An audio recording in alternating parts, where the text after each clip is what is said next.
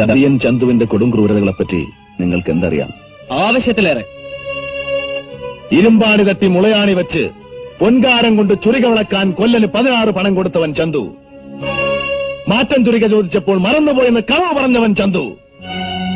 മടിയിൽ അങ്കത്തളച്ചുകൂടെ കിടക്കുന്ന വീരന്റെ വയറ്റിൽ കുത്തുവിളക്കിന്റെ തണ്ട് താഴ്ത്തി മാറ്റാൻ കൂട്ടത്തിലേക്ക് ചാടി രക്ഷപ്പെട്ടവൻ ചന്തു.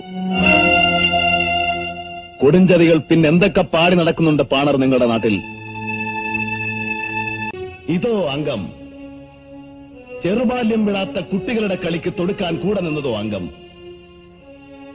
പന്തിപ്പഴുത് കണ്ടപ്പോഴൊക്കെ പരിചയ്ക്ക് വെട്ടിയൊഴിഞ്ഞതാണെന്നറിയാനുള്ള പഠിപ്പെങ്കിലും തികഞ്ഞില്ലേ മക്കളെ നിങ്ങൾ? ശേഷം എന്തുണ്ട് കയ്യിൽ? പുരഞ്ജയമായി തുടങ്ങി സൗഭദ്രമാണെന്ന് തോന്നിപ്പിക്കുന്ന പഴയ പുത്തൂരമളവ്. അതോ പരിചയ്ക്ക് മണ്ണുവാരി കണ്ണിലെറിഞ്ഞ് ചതിച്ചു വെട്ടുന്ന കുറുപ്പന്മാരുടെ പുതിയ അടവ്? ആയുധമെടുക്ക്. ചന്തുവിനെ തോൽപ്പിക്കാൻ നിങ്ങൾക്കാവില്ല.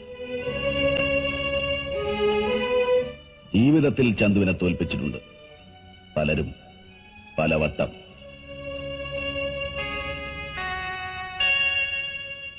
മലയനോട് തൊടുത്തു മരിച്ച എന്റെ അച്ഛൻ ആദ്യം തന്നെ എന്നെ തോൽപ്പിച്ചു.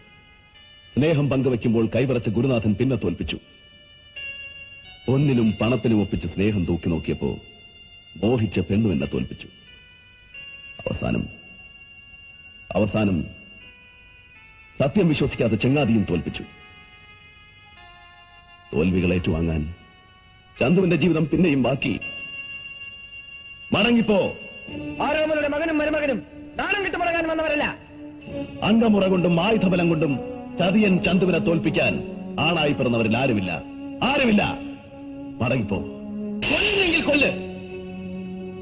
നേരിട്ട് വെട്ടി മാനത്തോടെ മരിക്കാനും ഒരുങ്ങി തന്നെയാണ് ഉണ്ണിയാർച്ചയുടെ മകൻ വന്നത്. ആയുധമെടുക്ക്.